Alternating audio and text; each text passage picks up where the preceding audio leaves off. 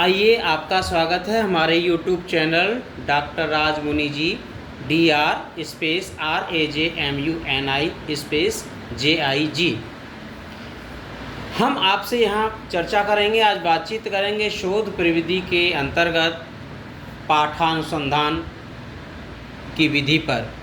इससे पहले आपने अगर हमारा चैनल अभी तक सब्सक्राइब नहीं किया है तो सब्सक्राइब कर लीजिए और कमेंट बॉक्स में अपने विचार लिखिए। जो आप सुझाव देना चाहते हैं वह भी बता सकते हैं और वीडियो को देखने के बाद कमेंट ज़रूर कीजिएगा ताकि हम और बेहतर वीडियो आपके साथ साझा कर सकें। तो देखिए, पाठानुसंधान की जब आप बात करते हैं तो इसके अंतर्गत हम आपसे यहाँ चर्चा करेंगे कि इसकी परिभाषा क्या है, इसका अर्थ क्या है और पाठानुसंधान की आवश्यकता क्यों पड़ती है और पाठानुसंधान में कौन कौन सी चीज़ें हैं जो इसमें बाधक होती हैं। तो परिभाषा देखते हैं। सबसे पहले, किसी रचना की विभिन्न पाठों से युक्त प्रतिलिपियों के अध्ययन, अनुशीलन एवं निश्चित सिद्धांतों के अनुगमन द्वारा उस रचना के मूल पाठ तक पहुंचने की प्रक्रिया को पाठ संपादन कहते हैं। यानी इसको आप समझिए पहले अच्छी तरह से कि कोई रचना है, उसके बहुत सारे पाठ हैं और बहुत सारी प्रतिलिपियां हैं। उनका जब अध्ययन करेंगे, अनुशीलन करेंगे और निश्चित सिद्धांतों का आप अनुगमन करेंगे, तब इस प्रक्रिया द्वारा आप उस रचना के मूल पाठ तक पहुंच पाएंगे। इतना सारा जब काम आप कर लेंगे तो ये जो प्रोसेस है, पूरा ये जो प्रक्रिया है, वो पाठ संपादन कहलाएगी।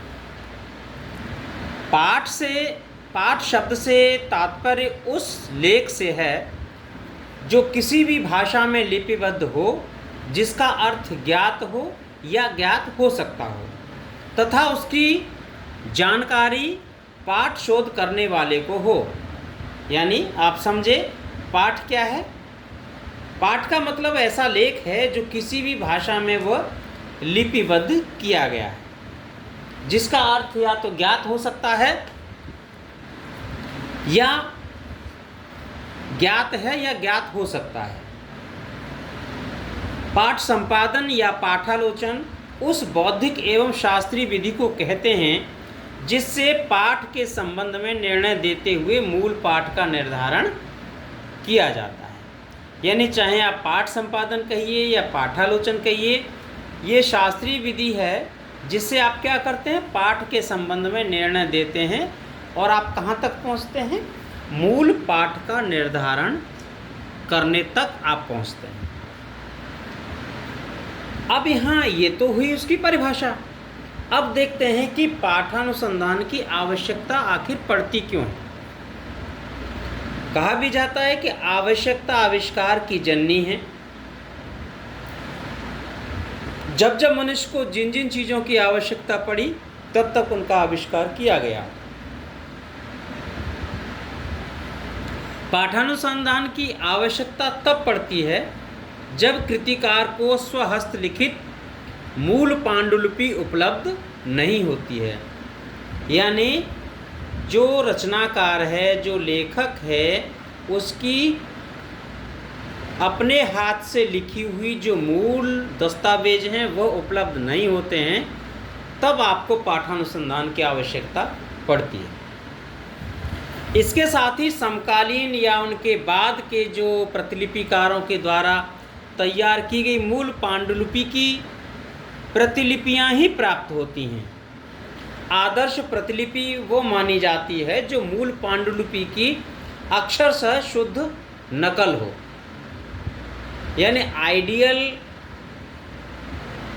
जो आप फोटोकॉपी किसे कहेंगे, जो मूल पांडुलिपि की बिल्कुल कॉपी की गई हो, यानी उसमें कोई भी फेरबदल न किया गया हो और न अपनी ओर से कुछ जोड़ा गया हो।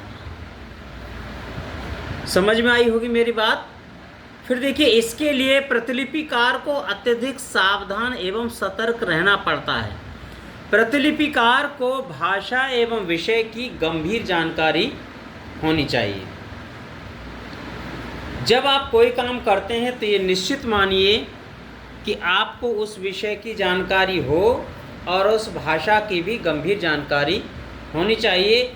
अगर ऐसा नहीं होता है तो आप अपने काम के साथ न्याय नहीं करते। अब हम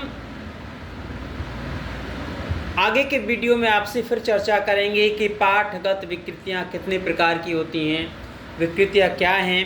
बने रहिएगा हमारे YouTube चैनल पर। तब तक के लिए नमस्कार।